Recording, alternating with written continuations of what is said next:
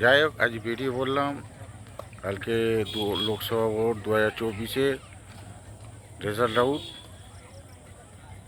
শরৎচন্দ্র অঞ্চলের এক জনপ্রিয় জায়গা, শরৎচন্দ্র স্মরণের যে বাড়ি তার সম্মুখে যে নদীর পাড়। গ্রীষ্মে ও শীতে প্রতি মুহূর্তেই প্রচুর মানুষের সমাগম ঘটে এখানে। তো আমরাও এলাম। আসার পথ খুবই সোজা। দেউলটি ফ্লাইওভারের নিচে থেকে রাইট সাইডে শরৎচন্দ্র মোড়, ওখান থেকে ঢুকতে হবে।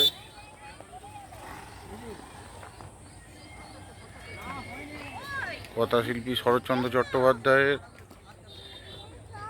বহু উপন্যাস ও কাব্য আমরা পড়ে থাকি। তার অনুকরণে এখানে একটি উচ্চ বিদ্যালয় আছে।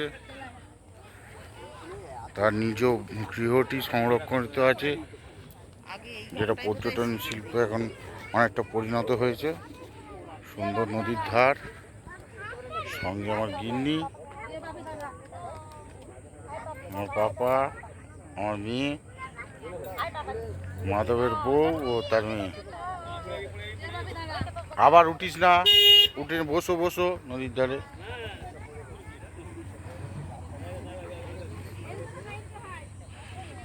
আমরা প্রতি বছরই প্রায় আসি ঘুরতে, জায়গাটা খুবই ভালো লাগে।